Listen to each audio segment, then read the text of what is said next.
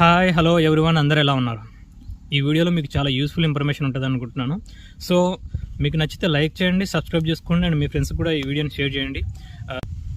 China and India ఈ comparison చేసుకోవడంలో and మన నిజాలు తెలుసుకోవడంలో తప్పులేదుగా. సో నిజాలు తెలుసుకుందాం వీటి గురించి.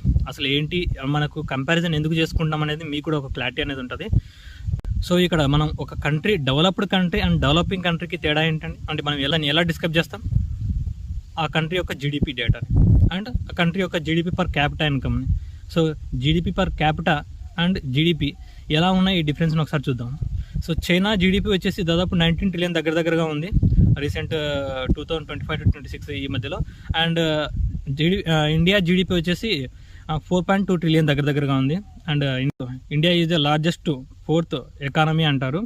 సో ఇక్కడ జీడిపి పరంగానేనా మరి దేని పరంగా గ్రోత్ అనేది ఉంది? ఎడ్యుకేషన్ పరంగా కానీ, హాస్పిటాలిటీ పరంగా కానీ వీటి పరంగా గ్రోత్ ఉందా? సో ఏ కంట్రీ అయినా సరే ఫస్ట్ ముందుగా చూడాల్సింది ఏంటి, ఆ కంట్రీ యొక్క వాళ్ళ పీపుల్ కోసం ఎలాంటి ఫెసిలిటీ కల్పిస్తున్నాము అండ్ ఎలాంటి ఫెసిలిటీస్ ఇస్తున్నాము అనే దాని గురించే కదా. సో అసలు ఫస్ట్ ఇక్కడ చైనా గురించి మాట్లాడుకోవాలి. వాళ్ళ health care system and education system వాళ్ళకి ఎలా వర్క్ అవుతుంది, వాళ్ళు దాన్ని ఎలా ఫార్వర్డ్గా తీసుకెళ్తున్నారు అండ్ వాళ్ళు ఎలా ఆ టెక్నాలజీని అక్కడ యూజ్ చేస్తున్నారు అండ్ వాళ్ళ ప్రజల కోసం ఎలా ఖర్చు చేస్తున్నారు అనే దాని గురించి. సో మరి జీడిపి పర్ క్యాపిటల్ ఇన్కమ్ చూసుకోవాలిగా. మరి జీడిపి పర్ క్యాపిటల్ ఇన్కమ్ వచ్చేసి చైనాది $13,000 పర్ పర్సన్, అంటే జీడిపి పర్ క్యాపిటల్ అంటారు, పర్ ఇన్కమ్ అంటే కనుక వాళ్ళ టోటల్ కంట్రీ ఒక ఇన్కమ్ని వాళ్ళ పీపుల్తో డివైడ్ చేస్తారు. సో మరి ఇక్కడ మరి చైనా అండ్ ఇండియాకి కంపారిజన్లో China $13,000 per GDP per capital ఉంటే మరి ఇండియా ఎంత ఉందో తెలుసా అండి? $2,500 ఓన్లీ. అంటే నువ్వు సంవత్సరానికి 2 లక్షల రూపాయలు మాత్రమే సంపాదిస్తే వాడు అక్కడ 13 లక్షల రూపాయలు, దాదాపు 12 లక్షల నుంచి 13 లక్షల రూపాయల వరకు సంపాదిస్తున్నాడు. సో ఇది ఎలా పాసిబుల్ అంటే వాడు అక్కడ టైంని సేవ్ చేస్తాడు. ఎలా టైంని సేవ్ చేస్తాడు? నేను రీసెంట్గా రోబోటిక్స్ గురించి మాట్లాడాను. రోబోటిక్స్ విషయంలో మీకు ఒక చిన్న అవగాహన వచ్చింది ఆ వీడియోలో. మరి రోబోటిక్స్ యూజ్ చేయడం వల్ల టైం ఎలా సేవ్ అవుతుంది అంటే వాడు రోబోటిక్స్ని యూజ్ చేయడం వల్ల మ్యానుఫ్యాక్చరింగ్ యూనిట్లో అక్యూరసీ అనేది పెంచుకుంటూ, ఎఫిషియన్సీ అనేది పెంచుకుంటూ, ప్రొడక్షన్ అనేది పెంచుకుంటూ వెళ్తాడు. సో ప్రొడక్షన్ అనేది పెరగడం వల్ల ఎక్స్పోర్ట్స్ అనేది పెరుగుతాయి. ఎక్స్పోర్ట్స్ అనేది ఎప్పుడైతే పెరిగిందో వానికి ఇన్కమ్ అనేది ఎక్కువ జనరేట్ అవుతుంది. సో ఇన్కమ్ అనేది ఎక్కువ జనరేట్ అయిందంటే కనుక ఆటోమేటిక్గా వానికి జీడిపి పర్ క్యాపిటల్ ఇన్కమ్ అనేది పెరిగిపోతుంది. సో అందుకు వాడు అక్కడ అదే కదా గమనించాలి. నీకు జీడిపి పర్ క్యాపిటల్ అనేది ఎంత ఉంది అనే దాని గురించి వాడు సంతోషంగా ఉన్నాడా లేదా అనేది, ఆ పీపుల్ యొక్క health care and education system అనేది ఎలా డిపెండ్ అయ్యి అనేది జీడిపి పర్ క్యాపిటల్ అనేది డిపెండ్ చేస్తుంది. సో హెల్త్ కేర్ పరంగా మేజర్ ఎక్స్పోర్ట్స్లో చైనానే ఉంది. వరల్డ్ లార్జెస్ట్ మెడికల్ ఎక్విప్మెంట్స్లో ఎక్స్పోర్ట్స్లో చైనానే ఉంది. అక్కడ టెక్నాలజీ వాళ్ళు ఎలా యూజ్ చేస్తారంటే కనుక రోబోటిక్స్తో ఆపరేషన్ చేయడాలు కానీ, లేదంటే కనుక ఒక క్యాన్సర్ని తొందరగా ఎలా ఐడెంటిఫై చేయాలి, ఈజీగా ఎలా ఐడెంటిఫై చేయాలి. తర్వాత అది మీరు గమనిస్తూ ఉంటారు, చాలా రేర్ ఆపరేషన్స్ కూడా చైనాలోనే జరుగుతూ ఉంటాయి.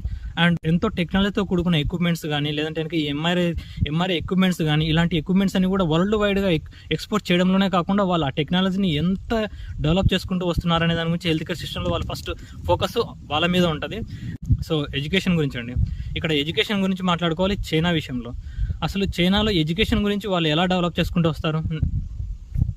సో ఎడ్యుకేషన్ సిస్టమ్ వాళ్ళు ఎలా డెవలప్ చేసుకుంటూ వచ్చారంటే వాళ్ళ పిల్లలకి చిన్నప్పటి నుంచి కూడా వాళ్ళకి ఎడ్యుకేషన్లో వాళ్ళ ఓన్ స్కిల్స్ ఎలా డెవలప్ చేసుకోవాలి, వాళ్ళ ఓన్ కంట్రీస్ కోసం ఎలా రీసెర్చ్ చేయాలి అండ్ వాళ్ళ ఓన్ కంట్రీస్ కోసం ఎలా వర్క్ చేయాలి అండ్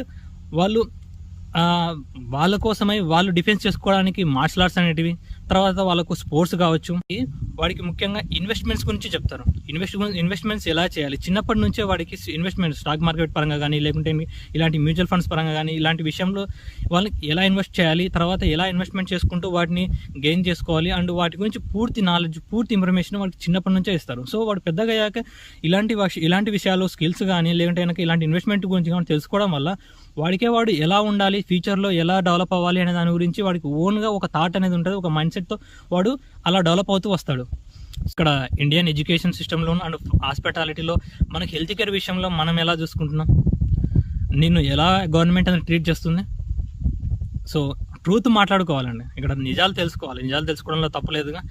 సో ఇక్కడ హెల్త్ కేర్ విషయంలో మనకు ఎలాంటి ఫెసిలిటీస్ అనేది గవర్నమెంట్ ప్రొవైడ్ చేస్తుంది? మీరు ఎంతవరకు గవర్నమెంట్ హాస్పిటల్కి వెళ్ళి ట్రీట్మెంట్ చేయించుకుంటున్నారు?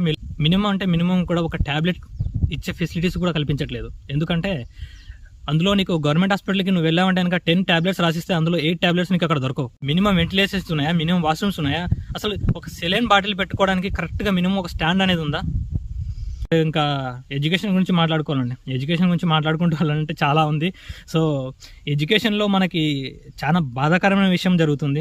ఎందుకంటే రీసెంట్గా ఇవన్నీ ఈ డెవలప్మెంట్ గురించి కానీ లేదంటే కనుక ఈ డెవలప్మెంట్ జరుగుతున్న విషయం గురించి ఫ్యూచర్లో ఎలా ఉండబోతుంది అనే దాని గురించి తలుచుకుంటే, కానీ మన ఎడ్యుకేషన్లో జరిగే ఈ విషయాల గురించి మన ఎడ్యుకేషన్ సిస్టమ్ ట్రీట్ చేసే విధానము, తర్వాత మన పిల్లలకు నేర్పించే విధానం చాలా బాధాకరంగా ఉంటుంది. ఎందుకంటే జరిగిపోయిన చరిత్ర తెలుసుకోవడం ఎంత ముఖ్యమో ఫ్యూచర్ గురించి కూడా తెలుసుకోవడం అంతే ముఖ్యం. సో అంతే ఇంపార్టెన్స్ ఇవ్వాలి ఫ్యూచర్ గురించి కూడా. సో ఎంతవరకు నువ్వు జరిగిపోయిన వాటి గురించి చరిత్ర గురించి చదువుకుంటూ కూర్చోవడం వల్ల నీకు ఫ్యూచర్ అంటే ఏంటి, ఫ్యూచర్లో ఎలా ఉండబోతుంది, ఫ్యూచర్ టెక్నాలజీ ఏంటి అనేది వీటి గురించి ఎప్పుడు కూడా అవగాహన అనేది కొంచెం కూడా రాదు.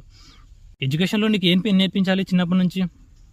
మన ఓన్ కంట్రీస్ కోసం ఎలా వర్క్ చేయాలి, మనం ఎలా స్కిల్స్ని డెవలప్ చేసుకోవాలి, తర్వాత మనం ఒక ఇన్వెస్ట్మెంట్స్ గురించి కానీ లేదంటే కనుక స్కిల్స్ గురించి కానీ స్పోర్ట్స్ గురించి కానీ లేదంటే వీటి నుంచి చిన్నప్పటి నుంచి కూడా అవగాహన అనేది పెంచుకుంటూ రావాలి కదా. మన గవర్నమెంట్స్ అన్నీ కూడా వర్క్ చేయాల్సింది, ఫోకస్ చేయాల్సింది వీటి గురించి అండి, వీటి గురించి.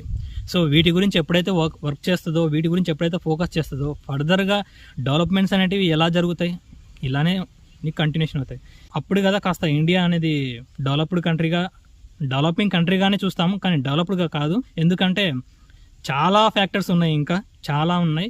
సో ఎడ్యుకేషన్ కానీ హాస్పిటాలిటీ కానీ లేదంటే ఇలాంటి విషయాల్లో డెవలప్ జరగకపోవడానికి కాదండి, డెవలప్ జరగనివ్వరు. ఎందుకు జరగనివ్వరు అనేది మీకు ఐడియా ఉంటుంది. సో వాటి గురించి నేను స్పెషల్గా చెప్పాల్సిన అవసరమే లేదు. సో ఇలా వీటి గురించి చైనా అండ్ ఇండియా గురించి కంపారిజన్ చేసుకుంటూ పోతే ఇంకా చాలా ఉన్నాయి. సో మన గురించి కానీ లేదంటే ఈ టెక్నాలజీ గురించి కానీ వీటి గురించి కానీ అవగాహన పెంచుకుంటూ స్కిల్స్ డెవలప్ చేసుకుంటూ మనకు ఓన్ కంట్రీస్ కోసం ఎలా వర్క్ చేయాలి, తర్వాత మనం డెవలప్ అవ్వడానికి లేకపోతే కనుక మన గ్రోత్ని పెంచుకోవడానికి స్కిల్స్ కానీ లేదంటే కనుక ఇన్వెస్ట్మెంట్స్ గురించి కానీ వీటి గురించి మన చిల్డ్రన్స్ ఎడ్యుకేషన్ నుంచే నేర్పించుకోవాలని ఆలోచిస్తూ ఉంటాము. సో వీటిని అవగాహన పెంచాలి. సో నెక్స్ట్ వీడియోస్లో ఇంకా చాలా మాట్లాడుకుందాం, చాలా విషయాల గురించి తెలుసుకుందాం. అండ్ ఈ వీడియో ఇంతటితో క్లోజ్. అండ్ మీకు నచ్చింటే లైక్ చేయండి, మీ ఫ్రెండ్స్ కూడా ఈ విషయాన్ని షేర్ చేయండి.